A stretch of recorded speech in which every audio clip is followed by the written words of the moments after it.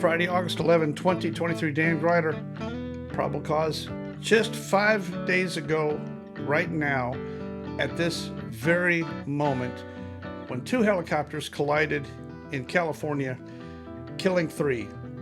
At this very moment.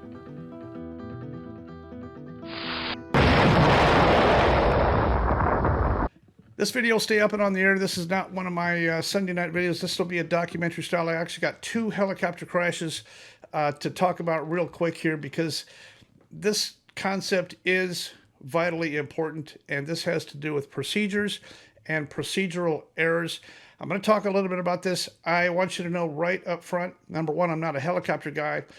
Number 2, I'm not a firefighting guy. My deepest respects and condolences to all 5 lost in both of these helicopter crashes. I'm specifically talking about the helicopter CAL FIRE crash 5 days ago, as well as the EAA Airventure crash in Oshkosh, where the gyroplane flew into the rotorway helicopter at EAA Airventure. I'll get into the second one second, because that one, frankly, is the big one.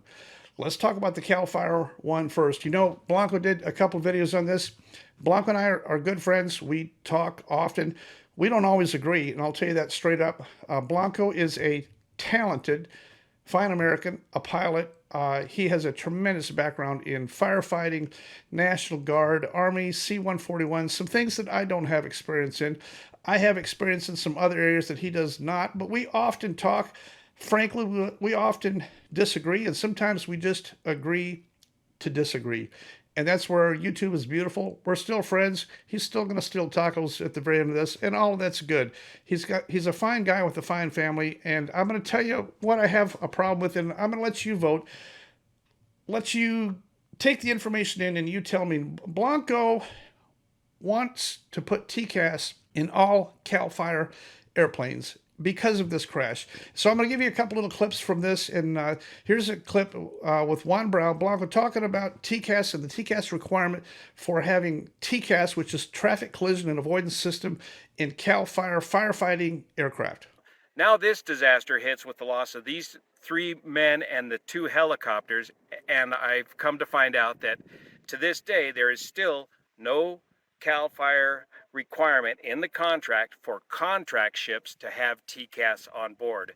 Now he goes on to say that there's been some resistance. The idea has been brought up before, but there's been some resistance from the firefighters themselves about TCAS and the TCAS screens and the TCAS cumbersomeness of operating, looking at it, and honoring TCAS while you're trying to fight a fire. Here's what he said about previous resistance to TCAS. And finally, after a lot of resistance, even from the crews themselves, got TCAS installed in the fixed-wing air tanker program. He also said that TCAS should be a last line of defense. This traffic collision avoidance system would have been the last line of defense that could have prevented this tragic mid-air collision. We agree on that. If you have TCAS, it is your last line of defense. What is the first line of defense for fighting fires? Well, it's procedural. I've already told you I'm not a firefighting guy, but you know me, I've done a tremendous amount of research, inspection, and looking into this. I have talked to no less than 5 other state firefighting individuals and firefighters, helicopter pilots, fixed-wing pilots. The procedures are immense. They're brief, they're booked, they're followed, they're in print, and everybody follows them. Basically, it has to do with helicopters and fixed-wing traffic on the scene of a fire, trying to protect lives, assets, and property on the ground, have to follow procedures. And basically, you have a helicopter or a fixed-wing aircraft up high, kind of like the fire boss that controls an area and talks about who can go into an area first and who can go in second, kind of like a control tower set up high. All that stuff is always predetermined. It's altitude separation, just like we use altitude separation at air shows and things like that. Altitude separation, it's distance. It's at 7 miles out, you have to have this. At 12 miles out, you have to have this. There's a huge procedure for traffic deconflictation without the use of TCAS. These 2 helicopters took off from Hemet at about the same time. I'm going to play the audio. Here's the audio of the Bell 407. Remember the Bell 407? I'm going to read the names of the three lost in this. The pilot, his name was Tim Sousa. Also on board was Josh Biscoff, and in training was a guy named Tim Rodriguez. Josh and Tim were the firemen, and I'm not sure if I agree with this, but Josh and Tim got the honors, and they were firefighters. The pilot got neglected from any kind of an honorary ceremony. I don't know if I agree with that. Tim was doing what he was told. He was in the helicopter. He was on the way to his fire. He was being directed to perform his job, even though he was just a contract guy. I believe he should have been entitled to full honorary fireman burial and the entire thing. But that's not the way it happens here. Only the two firefighters received the full honors, and that it is what it is. I'm very sorry for all three lives in this tragic crash. But I'm going to get into the specifics of what happened here and why this happened. First of all, let's take a look at the radar tracks. So it's 555 Alpha Sierra. That's the Bell 407. It lifts off, and here's the communication. Here's Tim's actual voices. He lifts up off the helipad. Hemet traffic, helicopter 5 Alpha Sierra is on the helipad. We're going to be departing to the northeast. Hemet. Now here's Tim's radar track. He goes out towards the fire, both of them going towards this town where they've reported a trailer fire. Maybe might have a fire, might have something, but they don't know. Look at this little loop that he does. Here's his loop. He's trying to build a space because he took off ahead of the Sky Crane. The Sky Crane 37 Sierra lifts off just a few minutes later, and it's a slower airplane. Here's the radar track of the Sky Crane as it proceeds towards the field, and it goes more direct. Here's the radar plot of that. Let's listen to the Sky Crane as they lift off from the same airport, Hemet, immediately after the Bell 407. Hemet traffic, Alexander 370, be lifting from the helipad for a northeast bound departure, Hemet. Now here's a combination of both tracks superimposed, put together, so you can see what they did. Both of them lifted off approximately at the same time. Both of them headed towards this general direction of a fire. There are procedures in place for altitude separation, distance separation. I noticed I listened to the entire Hemet CTAF 123.0. Each guy made his announcement and lifted off. Neither helicopter pilot talked to the other helicopter pilot. You would think they're both going to the same fire. You would think one of them would say, hey boys, we'll get there first and we'll orbit at 3,000, or some kind of a plan. Now they're en route with headsets, communications, and helmets and a push to talk. They got to be on the same frequency. They got to be able to communicate. How come there was no communication on how we're going to do this? What procedure are we going to do? How are we going to do separation? How are we going to find each other? We're both screaming towards the fire at the speed of heat with our helmets on fire. How are we going to keep from hitting each other? I don't know that there was any further communication that I can find here as they proceeded to it. The Bell, actually, the rotor blade of the Bell hit the right main landing gear of the Sikorsky, and that's what caused the blade to fall off, and down they went. The Bell 407 was not survivable. The Sikorsky, the Sky Crane with the snorkel, capable of dropping retardant on it, they landed about 45 seconds later, and they're going to be okay. Now, let's take a look at media. What did the media report on this fiasco? We're told they were making progress when the two collided. Well, the media reports that there's a total of 6 assets, 2 helicopters plus 4 fixed-wing airplanes, specifically Cal Fire 72, Cal Fire 73, who want to land back at Hemet, refuel, and get airborne and head that way eventually. Here's Cal 72's initial break coming back in at the same time the helicopters are lifting off. Cal 72 and Cal 73 are also on the way in. You can listen to them on atclive.net. That's all archived, and I've got that here. Here's Cal 72 on the way in. Hemet traffic, tanker 73 showing a 2-mile initial for midfield left break 23 full stop Hemet. Now, the media wants to report that this was an active fire and everybody was working the fire. Truth is, this was a trailer fire in a residential area. This was not much of a fire.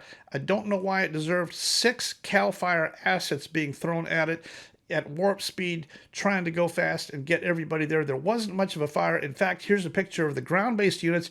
The ground-based units actually had the fire totally out and under control before the first helicopter even got there. Media says that this was an active fire and that all these airplanes were working the fire when they hit. Not true. The Bell 407 with Tony at the controls hit the Sikorsky when they were a long ways away from it. Here's a picture. Here's the Banning Airport. Here's the impact point in the middle. And from the impact point to where the fire was, the fire is still further to the east. There is no resource ever made it to the fire.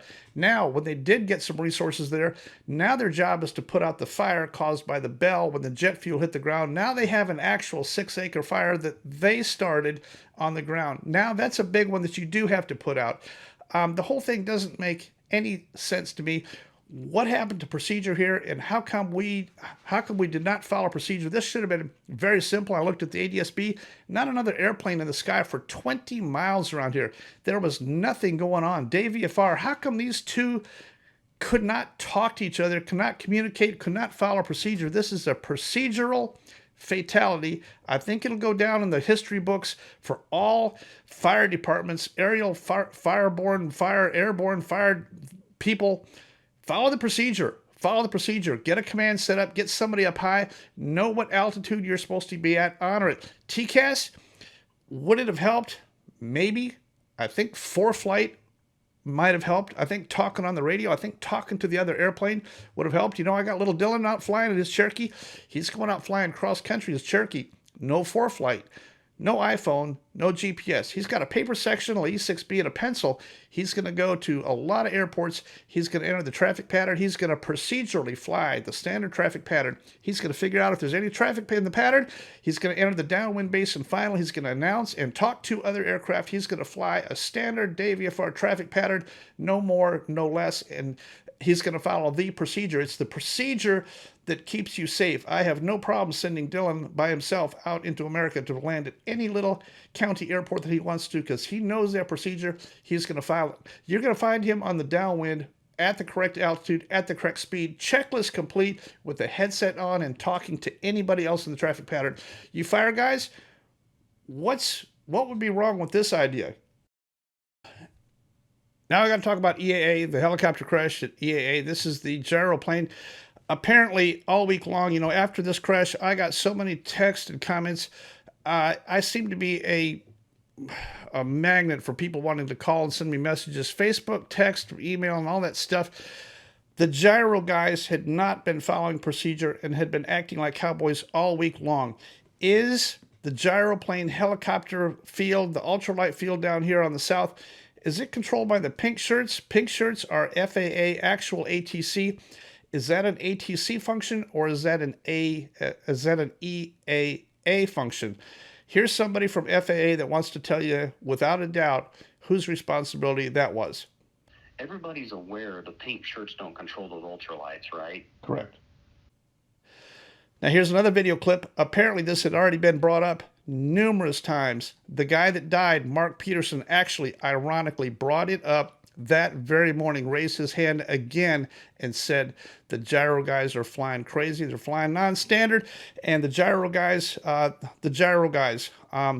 if you have to do a go-around, you go all the way out, you do the full procedure, and you follow that procedure. The gyro guys with spacing problems are just doing a sharp left 360 and trying to cut back in line. Is EAA responsible for not stepping in and grounding some guys and looking at this? There were some flying cowboys in this mix. Were they stopped? No, they were not. Whose responsibility was that? I think EAA should have some culpability because they knew. Mark spoke up in the safety briefing I attended, voicing a concern about some of the gyros not following procedures. They knew about this. This was brought up to the air boss every day. The same problem, the same guys, and nothing was done until somebody got killed. Should this get looked at for next year? I think it should. I think there's a lot of things that are about to get looked at for next year, believe it or not. Our deepest respects and condolences to all 5 of these individuals, both the Cal Fire helicopter crash and the EAA Airventure crash. A tremendous loss of life. Our deepest respects for all of these individuals. My only hope is that by discussing these procedural things, maybe we can effect a change. These are 5 procedural fatalities, and I want you to know we need to do a better job. You can support me here on YouTube with Zelle, PayPal, CashAPP, or Venmo. I make these videos for free. These videos take a lot of time and effort and research to find all the information, put it up there. Your $1 or $2 donation towards my efforts are greatly appreciated. It helps keep me going. I'm gonna get out here and get this video up and on the air for my tiny little itty bitty fledgling YouTube channel, DanGryder. Probable cause.